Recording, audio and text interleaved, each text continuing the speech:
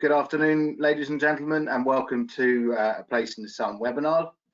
This session is focusing on Florida and tackling key things you need to know about buying in Florida, but also relocating to Florida or spending extended periods of time there. Today we've got an expert who can help set you up with the right visa if you are moving out there, and make sure you're ticking all the right boxes for however long you want to stay there. These webinars were initially we launched them because obviously we couldn't do the exhibitions this year due to the lockdown and the virus, but the reception's been excellent, so we're continuing with them as much as we can, and finding them a useful way to engage with you and hopefully answer any questions you have.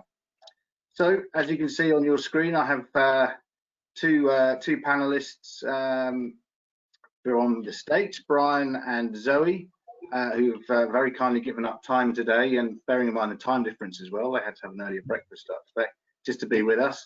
So thank you. I will let them introduce themselves and say a bit about their company and their services in a minute. Just a couple of things though. You will have the opportunity to ask questions at any time throughout this session. You'll see an icon on your dashboard on your screen, and you can just type your question there, and I will filter them and put them to the relevant panelists. The other thing is I might spring a poll on you at some point, and that'll basically be a question with some options for you to answer, and you just have to tick the most appropriate answer, and hopefully it will give us another point of discussion. So let's move straight into the meat of the session. Brian, would you just tell us a bit about yourself, please? Sure. Good morning, good afternoon, depending on where you're at. My name is Brian Gavoni. I am the managing broker of Florida Living by G3. We're a full service real estate firm. We mainly deal with vacation home properties in the Central Florida, the Orlando area. We are also a relocation company. We handle visas, business brokerage, pretty much everything from soup to nuts for somebody who's looking to make Florida their home. So I'm looking forward to talking about all that today. Right, and I'm just going to interrupt you there. Sorry, our third panelist, Alistair, who he's in fact the only one who's not in the States, has managed to log in. He had technical issues, but he's managed to join us. So hello, Alistair. Hi guys, and good afternoon from a very sunny Glasgow today, strangely enough. I'll stay with you, Alistair. I'll just let you each introduce yourselves. Just tell us a bit about who you are and what you do. Well, hi, good afternoon. It's lovely to be here with everybody and see some old friends here on the screen. So hi to everybody. My name is Alistair Brown. I'm the CEO of Alistair Brown International. We are a US and UK based general real estate and development company. 25 years now in Florida. We are Central Florida based. We're assisting developers, we're assisting buyers and sellers. So similarly, we have a sort of pan-Atlantic view of the real estate platform, and we've got an office here in Glasgow and an office in Orlando. Thanks very much. And Zoe, I know you're out in the Sunshine State itself, and very kindly you've managed to set yourself up in one of the properties that you rent out, I believe. Ta-da.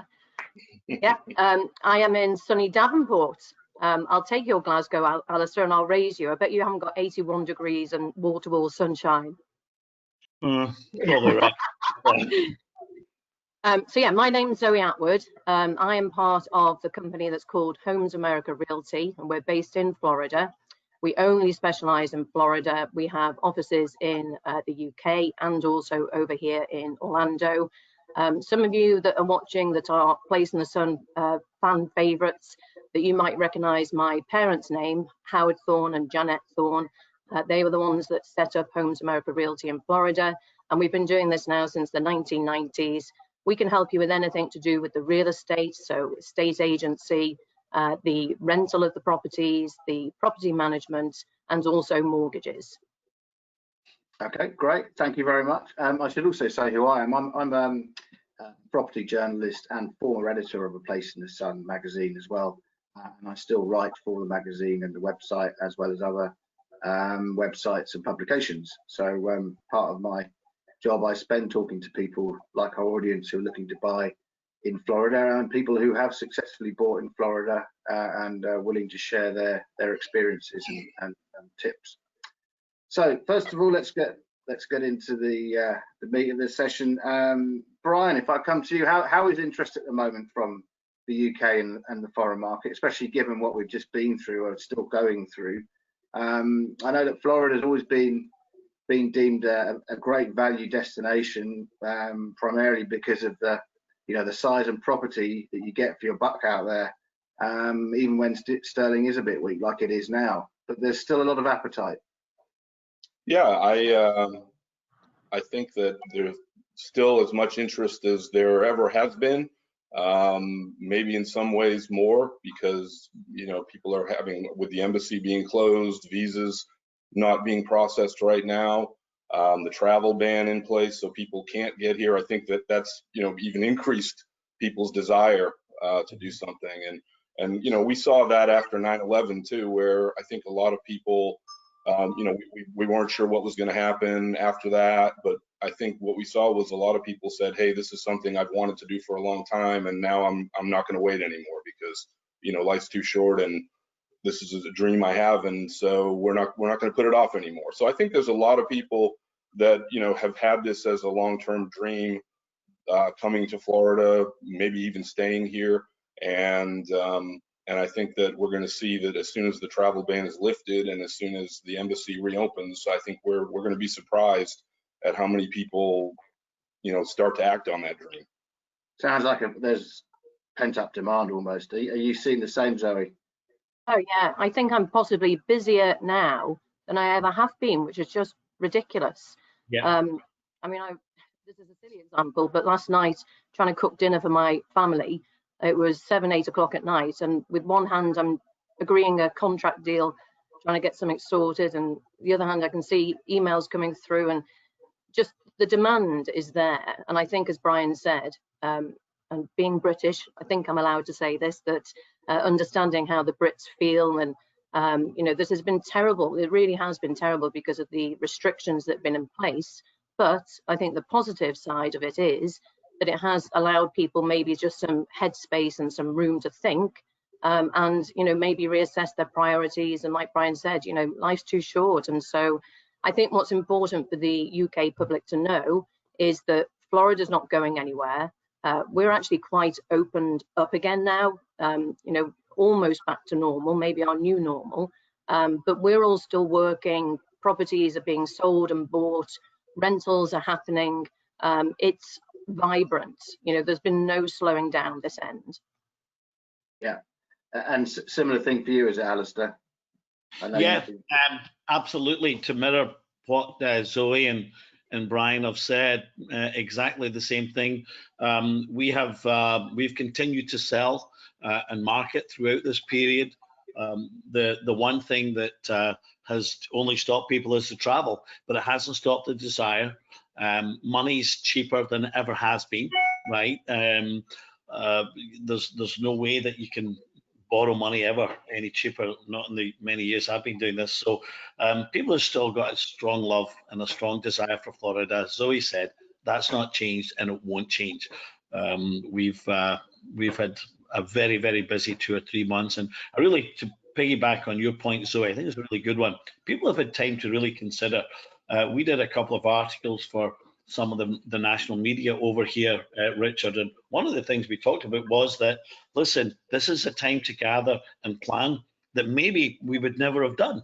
So because of that, people's why has changed. Their whole premise for living the future, in many cases, some of the transitioning retirees have said, I'm missing out a step. I'm going straight to my retiree position, and I'm going to work from there. So we've certainly seen that as a bit of a trend already. Okay, well, that's all very encouraging. Let's go look at the locations now. I mean, I should imagine the majority of our audience are focused on the central Florida, Orlando area. So obviously you've got the theme parks and every type of entertainment and leisure attraction on your doorstep. Zoe, when you get typical clients, are there areas that are really particularly on trend at the moment? Where did most of your UK clients look to buy when they're looking at the Disney home scenario? Well, there's three distinct areas, and it depends on people's depth of research or knowledge. They may or may not heard of these areas, but typically you're going to be looking at Kissimmee, which is where Disney is actually based. So there is a lot of draw for that because people like to be on the doorstep of Disney to be able to give that appeal. There is Davenport, which is a little further south, and probably about, depending on where you go in Davenport, probably about 10-15 minutes away from where the Disney area is. And then there's Claremont, a lesser known place. A lot of people tend to say where, but Claremont is beautiful. And it's a little bit, it's almost removed from the tourist side of things. So it becomes a little bit more residential, a little bit more like you have your own property there rather than being right on top of Disney. But having previously lived in Claremont myself, can tell you that it can be a very short distance across to where the attractions are as well. So they're the three areas: Kissimmee, Davenport and Claremont. If you buy in any of those areas in the short-term rental zone, you can't go wrong. Yeah, just talking about, because we've had a question talking about short lets from Richard Culverhouse. He said, I've heard that in some areas you're not allowed to do short lets, vacation rentals. Could you just outline how the zoning works there, so people know when they're buying, if it's a priority that they're going to want to rent out their property, they need to be in the right zone? Oh yeah, so anybody that comes to any good realtor and explains that they want to rent out a property, that realtor then will be locked in and will click and realize that they only need to be shown those houses that are within the short-term vacation rental zones. So there's 4 counties here. Not all of them do the short-term vacation rental. So the realtor will know which areas that you should be honing in on. And it's always a good question to ask anyway when looking at the different properties. You know, is this one that's in the short-term vacation zone? And like I say, if you have a good realtor, then they should be showing you that as of right anyway. Yeah, so always check that. I can see questions coming in as well about mortgages and visas. We are going to get to those topics. They're on my list, so I'm not ignoring you. We'll get to those. And we're going to talk about realtors in a bit more detail as well. But first, we've talked about Central Florida. Alistair, I know you sell there, but you also specialise in the seaboards as well, don't you, on the East Coast and a bit on the Gulf Coast. Can you just tell us about popular areas with UK buyers there, and any new upcoming areas as well? Yeah, of course, Central Florida makes up the largest part of our inquiry and our prospect and our buyers, the same as everybody else, and for good reason. But over the last couple of months and previously in other regions, we are now seeing people looking at other options. The short-term rental drives traffic to a particular area, like Zoe just said. You are restricted in there. But when you start to move out down either the Gulf Coast, where we've had a lot of experience and a lot of fun over the years, for people that are looking for a little bit more of the traditional Florida beach style destinations. So all the way from Clearwater, St. Pete's, working your way down into Venice and all the way down towards Naples, Bonita Bay, these areas. We've seen huge demand for British people over the last 10 years. Naples has doubled its number of British buyers from our records.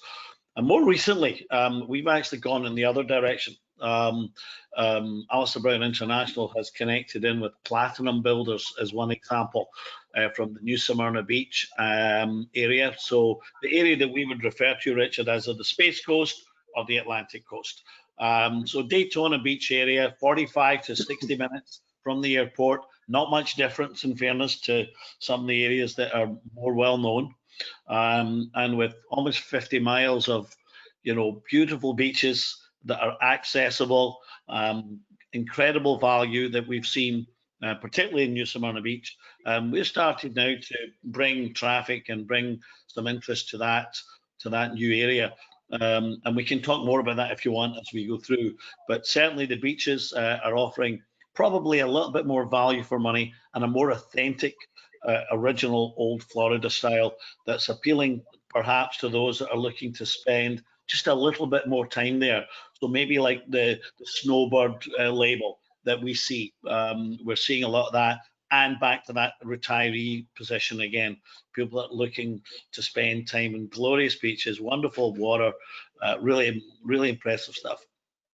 What sort of prices are you talking about in New Well, in our immediate sort of network, from the low 200s, 225,000 in Ormond Beach. Yeah, sorry, I beg your pardon. Yeah, everything is dollars. $225,000, Richard, will find somebody a really nice home in the famed gated community. Or if you want to do something a little bit different and have a bit more amenity-rich lifestyle, similar to, you know, the sort of social clubs, golf clubs, high amenity restaurants, dining, and what have you, into the low 400s, you're going to find yourself an amazing home. And at Platinum Builders in particular, who are their latest partner, so we'll give them a shout out. They have done the most amazing homes, value for money, that we've seen. So we're very excited about that new destination that we're launching with some of our partners, including, of course, A Place in the Sun. Okay, thanks very much. I'm going to ask this quick question in because it is relevant to what you've just been talking about. It's from Deborah Wally. She's considering buying on either the east or the west coast, but she wants to know about the hurricane risk. And she says, do you need separate hurricane insurance cover? What's the ballpark cost? And is one coast more susceptible to the other? I don't know. That's an open question. Start with you, Alistair, as you've just been talking about that. Well, thanks for that. I would say that for 25 years I've lived further down the coast. I do live on the coast. I live on the Atlantic coast. I find it to be a little bit quieter. I live north of West Palm Beach, so when you do that, things are definitely different. Things are quieter than the Gulf Coast, which is really busy from Tampa all the way through to Naples. As far as hurricane insurance, so to the lady that asked the question, my sense is that there would be absolutely no difference in the cost of hurricane insurance from one coast to the other. I wouldn't imagine that would be the case. Now, I think it's a flip of a coin as to which coast might be more susceptible to them. We can find that out. It's a really good question, but I don't know the answer to that because I've seen them come from both directions. So I would say that really that's just a bit of a guess, I'm afraid. Historically, I don't think there would be much between the two coasts, Richard. And who knows what the weather systems are going to do these days? I mean, they seem to change. Right, exactly. You know, it's exactly right. We went through a period of about 8 or 10 years when we had nothing. Am I right, guys? We had absolutely nothing. And then we had a period before that where we had a very regular, you know, supply, if that's the case. So there's so many things that can change. Yes, Zoe. Well, all I was going to add to that is, and again, this is drawing on the UK side of me and then living in Florida side of me, that seeing the media that is on both sides of the water, that I sometimes feel as if the UK media has Florida set as this you know, state that is battered by hurricanes repeatedly, and that you can't live here, and it's terrible because these hurricanes are going to get you. And the reality is vastly different. I mean, of course, there are hurricanes, but, you know, when I've been looking over the last couple of years, it's not just Florida, it will be, you know, the Gulf states themselves, you know, Louisiana up to Texas, they're all, you know, getting a good hit as well. So I don't think it's just Florida that seems to attract these hurricanes. But having gone through a couple of hurricanes myself, I was actually quite disappointed, if I'm honest, because it really got to just a filthy, dirty, wet, rainy day in England. So nothing that we can't handle. So don't worry about it. They are there, but it's nothing to detract from buying here. The sensible buyer obviously will look at the hurricane insurance, but other than that, the majority of the time, you're going to have a fabulous time here enjoying what Florida has to give you. Great. Thanks very much. So we talked about locations, coasts, Central Florida, Disney area. Once you know where you want to buy, then you're going to need to work closely with a realtor. Brian, I'd like to bring you in here. You're a realtor. Yes, I am. We compare them in the UK sometimes to estate agents, but it is I mean, your role is different. You're better trained, I think I can say, and regulated. You're more involved in the actual purchase, right through to completion. Yeah, so could you just outline how you help clients in the realtor role? I know you do the visas as well, and also mention how the MLS, because we don't have that in the UK either. What is the MLS, and why does it mean that you only need to work with one good realtor? Sure. Well, I'll start with the MLS part because that's really a big difference between here and how it works in the UK.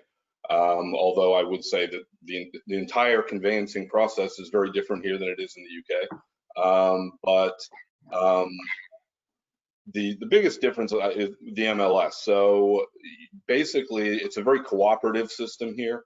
So you have realtors who have their listings listed on a multiple listing service, and those listings are available to all other realtors to be able to show to their clients. And as I said, it's a cooperative system. So you don't have to go from estate agent to estate agent or realtor to realtor to say, I want to see your listing. So I think it really is an advantage to buyers because you can identify a realtor that you like and that you trust and that you want to work with, and you're not limited to that realtor's listings. So they can show you any listing that's on the multiple listing service. They can assist you to buy that property, whether it's their listing or not. So I think that's a huge advantage to buyers. It doesn't cost anything for a buyer to work. Generally, it is possible to have a buyer's broker, but it's not common. So normally what happens is when I sell somebody else's listing, they share their commission with me that the seller is paying them. So from a buyer's perspective, it really doesn't cost anything to work with a broker, you know, and buying somebody else's listing through that broker. You're not going to save anything by, you know, trying to seek out the listing agent and go try to work with them directly. So I think that's a huge benefit. Yeah. As far as the you know, the role of a realtor in Florida, especially where it's really not all that common that attorneys or solicitors are involved in real estate transactions. It's very, very often a real estate transaction goes from start to finish with no lawyers involved at all. So a realtor is really, I like to kind of say, you know, your tour guide through the process. From the very beginning to the very end. You know, they should be your trusted advisor. They should be a person who is helping you to understand, you know, not helping you to find the right property, first of all. So sourcing a property that that's going to be right for you, helping to negotiate the deal, memorializing the deal in a contract, assisting with home inspections, referring home inspectors to you, people that they've worked with and that they trust, mortgages, you know, referring help if you need to get financing. So, you know, that realtor is going to have a network of people that they've worked with over the years that they know have been successful at getting deals done. And that, you know, that realtor is going to take you from, as you said, from start to finish. And really help you avoid a lot of pitfalls. I mean, Zoe mentioned earlier about making sure if your desire is to have a property that you're going to be able to short-term rent, well, you know, having a realtor that knows where those properties are, where they're not, helping you to be focused in your search, you know, those are parts of the roles of the realtor. And Dave Rushton's asked, how do you choose a realtor or a good realtor? But I mean, my answer to that, to start with, would be you all have to be accredited. You have annual assessments, I believe. So, you know, unlike UK, you know, estate agents don't need to be assessed like that. So hopefully there's a certain level of service you're all going to get from any realtor. And then I guess it's really choosing one that you feel most comfortable with, and you feel like you could have a good relationship with. Right. I think there are realtors who, I mean, it's funny because there are times when, especially when you've had like a long run, which we've recently had, where it's been a very strong real estate market here, where it seems like everybody has a real estate license. It's not incredibly difficult to get a real estate license in Florida. I mean, you do have to take a test and you do have to do continuing education like you talk about, but it's not incredibly difficult. And when we have a very strong economy, very strong real estate market, it does actually seem like everybody you run into has a real estate license. Not everybody is a realtor who has a real estate license, so that is a distinction. But anybody who has a real estate license can sell property legally in Florida. I would say, you know, your best bet when looking at someone to represent you or to work with you is to, I would say, make sure that they are a realtor, not just a licensee. And, you know, there's reasons for that, because there's a higher standard when you are a realtor than just a licensee. And then, you know, the other thing is, you know, how many transactions does that realtor do? How many have they done in the last 12 months? I mean, there's questions you can ask to try to see, you know, how active are they? How successful are they at getting things done? Yeah. And anything to add to that, Alistair? I mean, or Zoe, I know you, yeah. You know, you really, Brian's covered the whole thing there. At the end of the day, finding somebody that you can really connect with is important. It really is that simple. Having somebody that really, you know, we all kind of have got a number of years between us, right? And you've been doing this for a long time. That counts for a lot, because you know the nuances. You know, it's not just about finding the home that somebody finds on the internet or somebody finds on one of our websites that they love. It's really knowing how to pull all of that together. You know, we've already covered some of the little things that people would want to know. Unless you're active in doing this on a daily basis, you know, you might have a license, but you're really not doing the job. Yeah. Yeah, Zoe, yeah. I think it's a straightforward answer, and that is that anybody that starts working with a realtor, they'll get to know soon enough whether they're worth a salt or not. You know, the way they talk about the properties, the things that you're looking for, you're going to be able to judge straight away whether they're going to know their stuff or not. One thing to bear in mind, and again, I'm trying to think about things that are distinctions between what I know to be right in the UK and what I know to be right here. And one thing that I've come across in what we do is clients come to us that say, well, I've been told that, you know, a 14-bed house is what I need to buy for a successful rental home. And I generally go, kind of, but not really. And let's go through this. And the reason for that is that there is a thing that with bigger houses, obviously they're going to cost more. It's going to give more commission back to a realtor. So it is known that there are certain, it's like any profession, good cops, bad cops, but some realtors that will direct people towards higher value properties, bigger bedrooms, selling them on how much rental they're going to make. And sadly, that's not the truth. So that's something just to watch out for.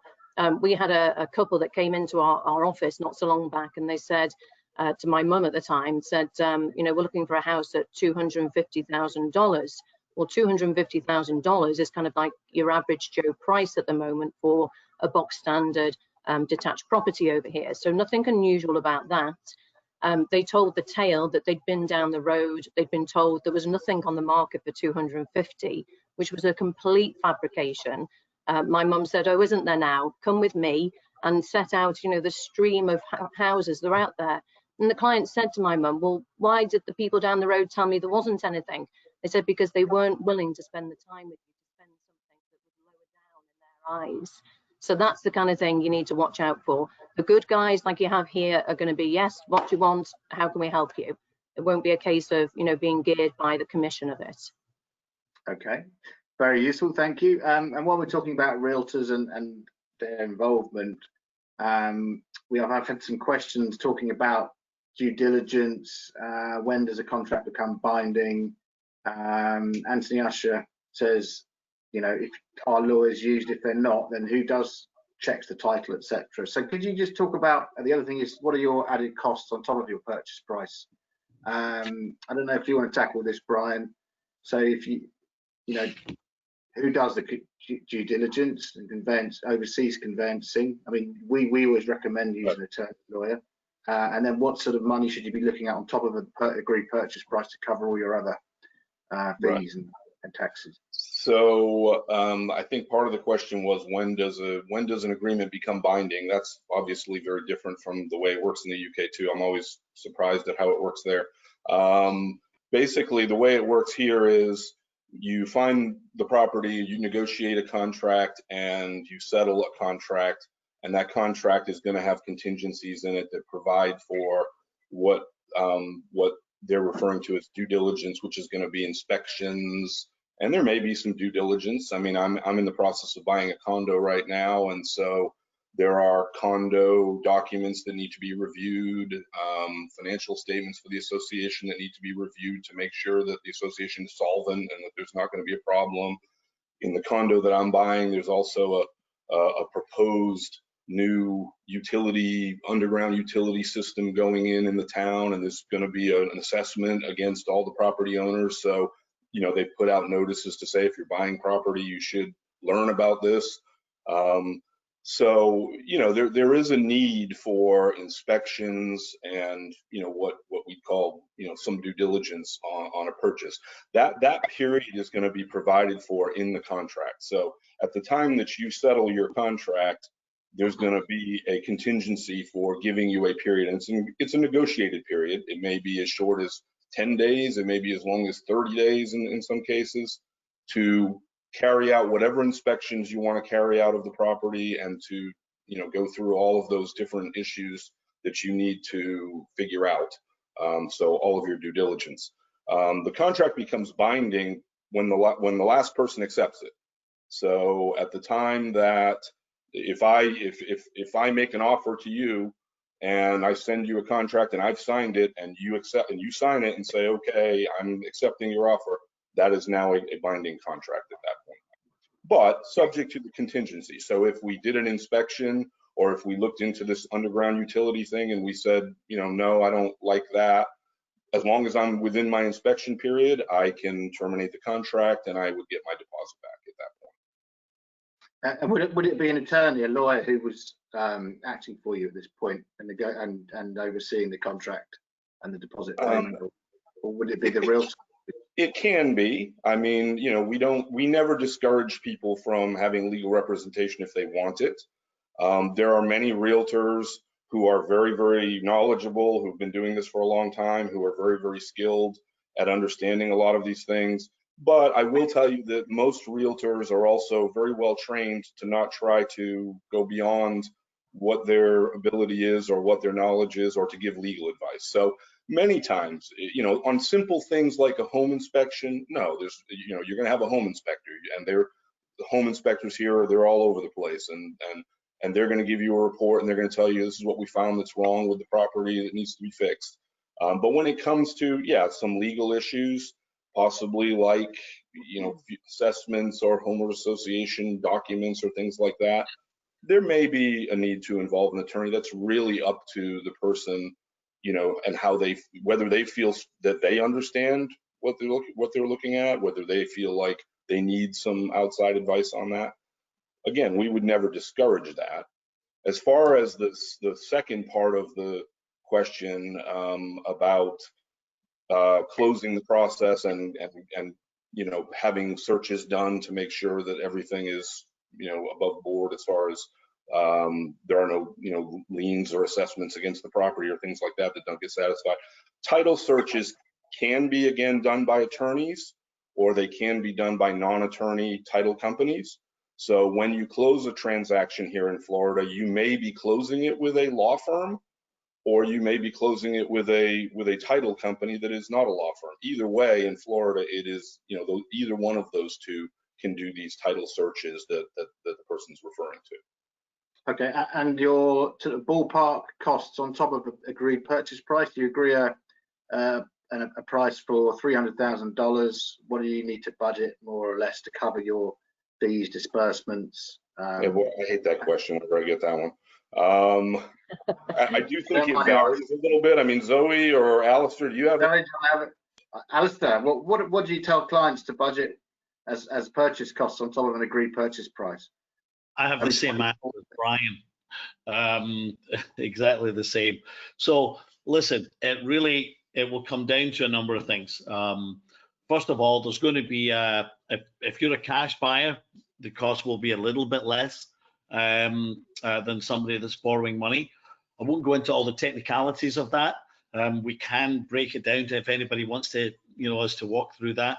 But there are a separate set of fees that are associated, kind of like a stamp fee that basically sets aside from mortgage for cash. So we have that to take care of. If you're using a lawyer, a lawyer's going to charge a little bit more money. The title company is the one that we haven't experienced here in the UK, but it's a fantastic situation, and it's a group that sit in between the seller and the buyer, or developer and the seller or the buyer, whoever that is, and they will take a lot of the worry and all the searching and all the hassle away to assure that whatever you're being offered, you're going to get. They've done the research, and so there's going to be a fee for that. And the breakdown really depends again on the price of the home as well. That will also have a second piece for that. Yeah. And again, so the point that Brian was making about all of these little pieces about research and not overstating, those that are in the industry that have been doing this every day for years, we know who to go to because we did it yesterday. And we'll do it again tomorrow. So that just makes a big difference. If I've got a budget of $300,000, what can I afford to buy for everything? I just want to give people an idea of what. Yeah, I mean, $280,000. I mean, for $300,000, you're going to leave to go back to the UK feeling really good about what you've done. That's for sure. Now, depending on where you go, like we said earlier, Central Florida, Zoe's mum, for in the low 200,000 or 300 or 250, somewhere in there, you're going to get yourself a 3 bedrooms, 2-bathroom home, probably in a gated community, or if you're willing to go a little bit further out towards Claremont or maybe down towards Davenport, you're maybe going to get that 4th bedroom, or instead of in lieu of a 4th bedroom, you might get a little pool, 18, 20, 25-foot pool in a gated community. If you come out with us to the Space Coast and you come out there, we know that for $300,000 you're going to be feeling, dare I say it, even a little bit better because of the value. And then remember, the land costs and the land values will change, so that also determines the same home and the same construction, concrete block construction home will be pretty much the same, no matter where you buy it or build it, but the land cost will change a little bit. So really great condo as well. But what I'm trying to get at is, if that's my absolute maximum budget, $300,000, including all costs, what price property should I be looking at to ensure I've got? Yeah. So you're going to be in the 275 to 285 range, somewhere in there. I beg your pardon. Sorry, Richard. Yeah. That's all right. No, that's fine. Hopefully that's answered that. Let's move on, because the other thing I wanted to talk about was the different types of property and terminology you have in Florida. Single family homes, condos, and we don't always quite understand what you're referring to, and also the whole concept of communities and gated communities.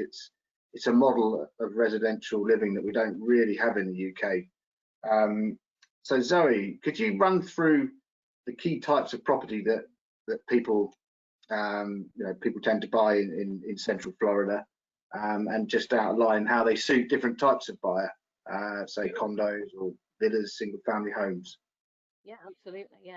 Yeah, they have just what we have in the UK, but they just use funny terms and different jargon. So you will have heard Brian before saying about condo. To us, that would be like a flat or an apartment, that type of thing. So something that's a self-contained unit, typically 1, 2, 3, maybe 4 bedrooms, depending on where it is, but in a building, an apartment block, on a resort type community. So a community that's got facilities on it, might have a little restaurant, it might have a little shop, it might have communal pools. Some of the ones now are just phenomenal. They have water slides, like something you'd expect to see in, you know, the theme parks. I mean, they really have gone to the other end of the scale now with what they can do with these resort type communities.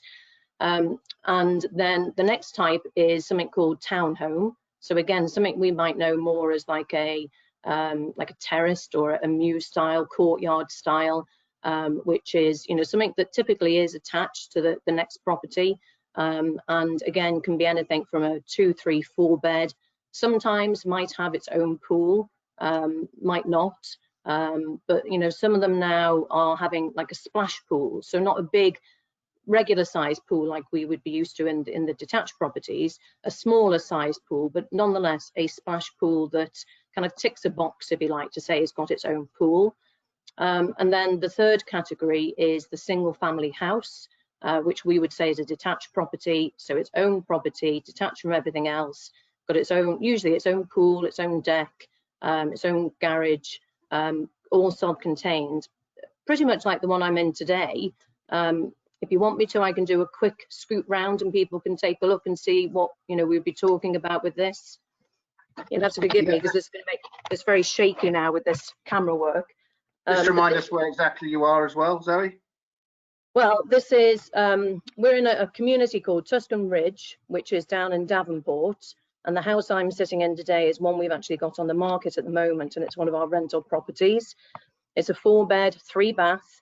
It's on the market for $293,000, which when you do the math and work it back into pounds, is about £230,000. And if I tell you that I recently sold my 2-bed city centre flat in Liverpool for about the same price as what I can buy a 4-bed, 3-bath pool home, and I can tell you, I don't know whether this light's going to play ball with me now or not, but no, it's probably not, is it? I'll see if I can get you out onto the pool. But it certainly didn't have any of the amenities that this place has, I tell you. Let me see. So you're in a gated community, are you? This one is a non-gated. So, you know, they're all different. And it doesn't really matter. A lot of people put a lot of importance on being a gated community. I'm going to take you the other way because I can't get out that door. But whether it's gated or not really doesn't make an awful lot of difference. But you can see, if I take you around a quick, let's see. I get the light on. So here's the front door. It's got a dining area. It's got a front lounge. This is where you receive your guests. And then if you come through, you can see it's got a nook breakfast area, get out the way, a lounge area. Take you through. It's got a nice kitchen all set up. And then I'll just show you one more room and I'll shut up then. But you have to see this because the master bedrooms here are phenomenal. They're not just pokey little rooms like we've got in the UK typically. Well, let me get out the way. And that's a door going out to your pool and your spa there. And you can see, you know, nice big room.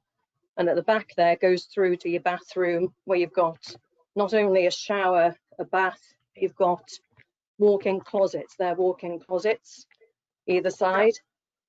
So nice big spacious houses. And like I said, this one's just an example. This is about £230,000 English money. Which, can I ask, so would that come furnished as well? Someone's asked. Yeah, you get all the furniture. All the furniture. Right down to all of the things that are in the cupboards, you know, the pots, the pans, the plates, the kettles, everything. So it's a really, really good buy. You really, you know, are getting an awful lot for your money when you buy here. Yeah. After that, I said after that tour, I'm ready to make an offer right now. Yeah. Well, come on, Brian, don't be shy. I know a really good realtor. We're getting a lot of questions about the Homeowners Association. We'll talk a bit more about how it works, but someone in particular, I can't see their name now, but they've asked what that property you're in now, Zoe, what are the HOA fees for that property? So the monthly fees towards the communal areas and the Homeowners Association. Yeah, so on this particular house, I'd have to check the detail on it, and I'm happy to do that if the person who asked the question wants me to communicate with them afterwards, and I can get that across to them. Lee but Simpson. I can say, what I can tell you is that the HOA on Tuscan Ridge, this particular community, is very, very low.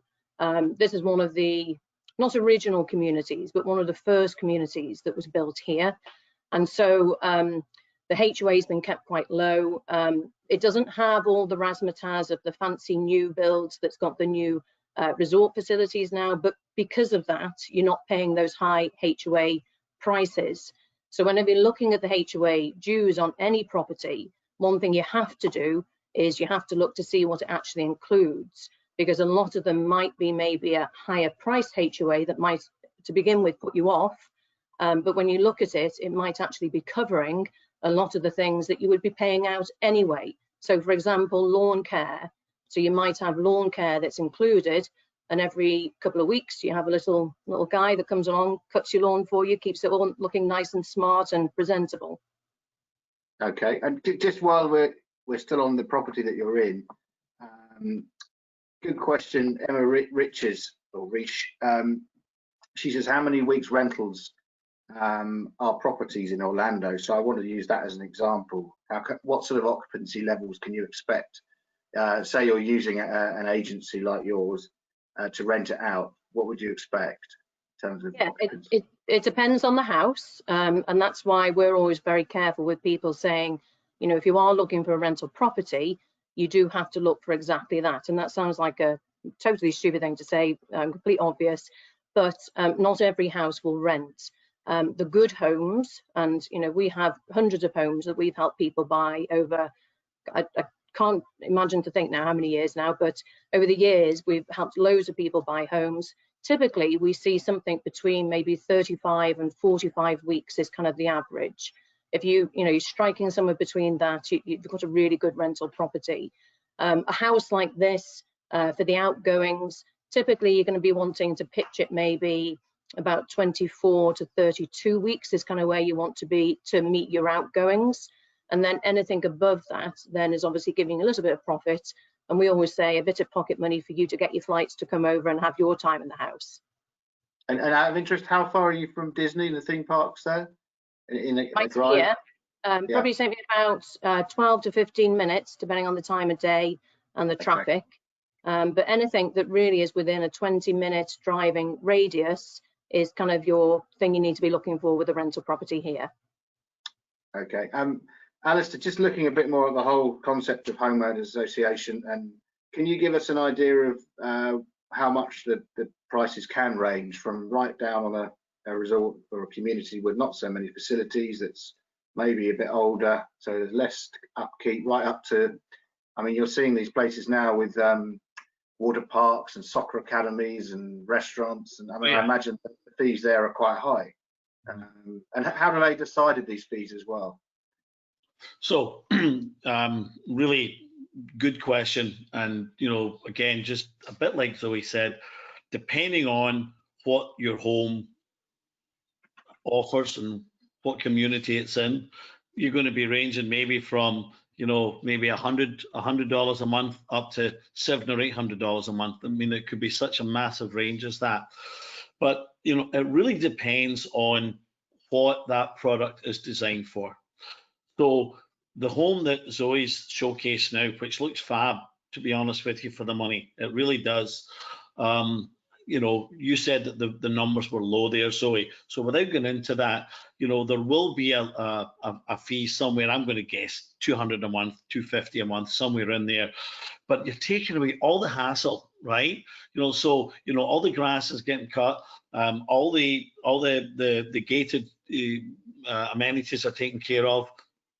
Perhaps they're even including pool service, there'll be phone service, there'll be television maybe even built into that. There'll be a lot of things already provided for. If you go to the other end and you go up to one of these new massive scale branded developments, you know, along 192 towards Four Corners and up to Winter Garden, you'll be as much as $700 or $800 a month. Now, you've got to be careful that you don't get put off with that and just look at the cost, because these larger scale developments are built for a purpose, and that is to attract big conventions, big groups, events, soccer events, like you mentioned, all sorts of things like that, baseball, sporting events, you know, the the ESPN, Wide World of Sports, constantly busy. And the drive to that kind of accommodation for a family that's looking for value, that doesn't want to go to the parks every day, that doesn't want to spend that kind of attraction money, is that I've got all of that right outside my door. So if you're looking for an investment that will perhaps drive you more revenue on a nightly basis or a short-term basis, that would be the way to go. And then you would have to look at occupancy versus rate, and then the cost of that. The one other thing that you have to look at, and this would come back to the realtor thing, as far as included in a monthly overhead or an annual overhead, is Community Development District, CDD. That is money that's been borrowed by the developer to help put in a massive amount of facility. So I won't go into the ones, because maybe people that are joining us don't know them by name, but there are two big developments right now that have actually borrowed money. They've raised money in a bond and put that money into these water parks. And if you like it, it's great news, but you're willing to pay that back for maybe 15 or 20 years, right? Yeah. So while it's driving money in and more people, and it's attractive to, because it's got 700 or 800 units in it, and it's wonderful. The downside is you're paying for that every month, maybe another $200 a month. So these are, again, the things that we know. One final point I'd like to add to Zoe's. We have already seen that there was a trend last year of people moving out of hotels and moving towards villas for their vacations. This global event that we've all witnessed is only going to drive more people to it. They're going to feel safer. So for those people that have joined, and by the way, thank you so much for doing that. We've enjoyed it. Thanks for coming in. I will tell you that this is probably about as good a time as you could look at buying into a villa, because the chances of you renting it now, Zoe's point, you know, I mean, typically the industry, what, Zoe, 70% occupancy? Yeah. Around them, you know, 70%, Richard, is fairly normal. Yeah. Brian, you maybe get a different sense in that. Is that about right? No, I think so, yeah. Right, yeah. So because of that, we're going to have more people fighting for that 70% now. So the rate should go up a little bit more. So great time for those of you that are looking to do this. Time then to look at buying. Richard, yeah, I found out the figure for the HOA, if that person's still listening. On this house, it's $675 for the year. So wow. Right. So in English, it's about £530, about £44 a month. So it's not much at all. Yeah. Brilliant. I'm really conscious of the time, and one area we haven't really talked about yet is people who might be looking to move to Florida, or they want to spend extended periods there. So Brian, I know this is something you help a lot of people with. There's all sorts of visas you can get when you come to the States, but I know there are some that are especially suitable and popular with UK people if they're buying a business and setting themselves up. Do you want to just talk us through the options and what is typical of your UK clients who are moving out to Florida? Sure. People who are just looking to spend short periods here can do just fine on the visa waiver, or ESTA as everybody calls it now. So that's going to allow stays of up to 90 days. So people who are just coming on vacation, and they can do just fine with the ESTA. People who are investing in villas here and want to spend more time in the US, want to spend more time in Florida in their villa, they may, if they want to spend more than 90 days at a time, they really probably need to be looking at a B2 visa. That is a tourist visa that allows stays of up to 6 months in a 12-month period. It is extendable, actually, so you can't really extend it every year because that would be problematic, but it is extendable for an additional 6 months if you can show that you have you're going to travel the states and go visit other places, and so it's a pretty flexible thing. B2 visas are relatively easy to get for most people. I mean, there can be some exceptions, but I would say if anybody is interested in looking at the B2 visa, the American Embassy website, the American Embassy London, which you can just go to their website and look at the non-immigrant visa section, and they have a really good rundown on the B2 visa. You really don't need to hire somebody to help you apply for one. It's a fairly simple process. So if you're interested in that, I would go have a look at that. If anybody has questions, I'm sure at the end I can leave my email address here, and if anybody has questions on that, I can help them to at least steer them in the right direction. For people who are looking to come for a longer time, who are looking to reside here in Florida, there's really always been two main options. I mean, there's three options really when it comes to investment. One is the EB-5, which I'm really not going to talk about today. I'm not a huge fan of that program, and frankly, it's out of the reach of a lot of people, so I won't talk about that one. The two main visas that people use are the E2 visa, not to be confused with the B2 visa, the E2 visa and the L1 visa. Basically, the L1 visa is only applicable in certain circumstances if someone is transferring from one company to another. So for a lot of people, that's really not a possibility. If you don't have a business in the UK, or you're going to leave and not going to have one anymore when you leave, then it's really the L1 is really not going to be an option for you. The E2 is really much more broadly used because it's really available to anybody who's making an investment in a U.S. business. That investment can be in the purchase of a business or a startup, although there are some nuances there as to why I tend to lean towards purchases as being a better option for people. Probably the biggest bit of misinformation out there is that there is some minimum investment amount required. So if I could get anything across to people today, that is not true.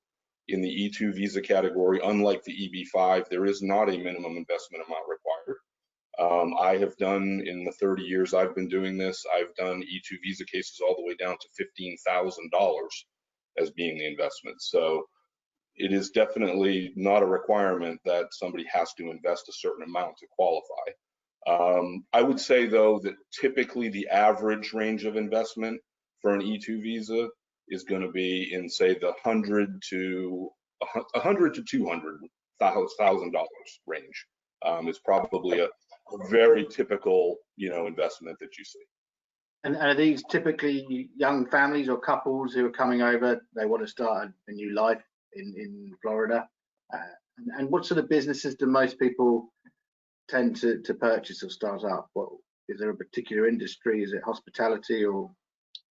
Well, I mean, as far as the profile of people who do this, I'm always amazed that it is really all over the board. I mean, we get very, very young couples. We get older people who are pretty much in retirement. So I would say it ranges, the entire gamut of people's different circumstances and ages. And as far as industries and businesses go, Central Florida, which is where most people are coming to, is very much a hospitality-based economy. So even though I would say that just about any type of business is for sale and just about any type of business would qualify for an E2 visa, we see a lot of people investing in property management businesses, pool maintenance companies. Landscaping used to be a really popular one, but that's kind of fallen out of favor, I think, in the last few years. I think people realize how hot it is. So, it's really all over the board, but I would say just because Orlando is very much a hospitality based, and I think there's also an element of the fact that most people who end up making an E2 investment usually started out owning a vacation home here, or at least vacationing here and staying in vacation homes. And so they were exposed to property managers and I think that it's something that they think, oh, well, that looks like a thing I can do. And so I think it kind of steers people towards that a lot of times. Great. And just a couple of questions that have come from that. Cameron Bennett asks, does the E2 visa have any restrictions in working for other companies? So what I think he means, if you have an E2 visa in a company, can you maintain the owner, that company, stay the owner, but go and work for someone else? Or Right. So the E2 visa, Cameron, is specific to the business that you apply for. So, but with that said, there are a couple of nuances here as to ways you can do some of the things you're talking You couldn't, with an E2 visa attached to your company, you could not go be an employee of another company. Right. But you could be a subcontractor of another company. So it is possible, if my company wanted to hire Cameron to do something that we need done, that we would hire his company to do the thing that we need done instead of hiring him directly. So there are ways to kind of game the system legally. The other point I would make, which is sometimes it surprises me how often I see this kind of not done right, is especially with a married couple, it's somewhat important to really look at who is going to be the principal investor on the business, because the principal investor gets an E2 treaty investor visa. The derivative or the spouse can get either a treaty investor visa, or they can get a derivative, an E2 derivative visa. Oddly enough, the person who holds the E2 derivative visa can get a work permit, and that allows them to go work anywhere they want. So oftentimes when you look at a married couple making an investment in a business, it's important to figure out, well, who is the person most likely to want to seek outside employment? And that person should really be the derivative, not the principal investor. Right. And in my practice, we rarely ever would make a husband and wife team both principal investors, for the reason that you're then pigeonholing them only into working for their company. But I do see that sometimes. Leaves a bit of flexibility with the household employment opportunities. Yeah. Right. I've just noticed the time, and we've hit the hour mark. So I'm getting signs it's time to wrap up. It would be nice, just for our audience, if each of you, I'm going to put you on the spot, then if I was going to say, what would be your key takeaway for everyone listening today who's ready and thinking or thinking about buying or moving to Florida, what would you say to them as the most, or a couple of key bits of advice? Zoe, what would you say? Oh, Brian. Yeah, I would say, going back to what Alistair and Zoe said earlier, I mean, this is a very strange time that we're in, but it is an opportunity. So a lot of people are home, a lot of people have some time on their hands. It's a good opportunity to research, to reach out to people like us and ask questions. And you might not be able to act on your dream right this moment, but you can certainly prepare to act on it and be ready when that time comes. Thanks very much, Zoe. I would say, don't believe all the doom and gloom that is out there on the media, and that things are fine here. We're all trying to just get on with our lives, and we are in a new normal, but we are effectively open again. The rumors were that the Florida property market was going to be hit, that prices would be driven down. It's just not what I'm seeing, and I'm sure it's not what these guys are seeing. If anything, these prices are steadying, if not creeping up, which is to my surprise, but it's how we find the market. The demand is there. Our phone in the office for the rental side of things is just blowing off the hook. People that are just desperate to get out now. We have a lot of Americans that are coming down from, upstate. People that can fly are coming in. They are looking to get rentals. The rental market hasn't been decimated. It has been changed, but it hasn't been decimated. And there still is a very... Last thing I want to say is it doesn't cost you anything to get informed. So there's no fees, no nothing for asking questions. I'm sure it's the same for Alistair and Brian, that after this, anybody wants to come to any of us, ask any questions, the door's open. We'd be happy to help to get you the right information. Right, and Alistair. I think the guys have covered it. Using great platforms like A Place in the Sun. So big shout out to you guys for allowing us to come on here and showcase what we do. So thanks to you and the team, really great. There's a lot of reasons why people should continue to look. This is a great time. One of the stats I saw yesterday, and we're really big in stats in America. One of the stats was that while the number of contracts had dropped just a tiny amount, the number of days on market, in other words, when the house was first made available for sale until it actually sold and closed, has actually dropped in the last 2 months. The average days on market is 48 days. And this time last year it was 52. So almost a 10% change. So there is demand. People are definitely microwaving the last part of their life, and they're moving forward quicker. So using platforms like this, it's tons of information, and all of us here to help. Great. Time really is up now, so I just want to say thank you very much to our panelists, Brian and Zoe, especially across the pond in Florida, and Alistair, I know you're in the UK at the moment. We do appreciate you giving up your time to share all your experience and advice to people. There's been a lot of requests for your contact details and to get in touch with you. So there will be an email that goes out with the recording of this webinar and all the details you need. It will be on the website, it will be via email as well for anyone who needs that. So yeah, everyone who's listening, thank you very much for tuning in today. I hope it's been useful, and good luck with your quest, your adventure to buy or move to Florida. And hopefully next time you tune into something like this, you'll be steps down the road to achieving that, or even there. But so thank you very much, and good luck, everyone. Thank you. Bye. Bye. Thank you, Richard. Bye, everybody. Bye, guys. Bye now. See you soon. Bye-bye.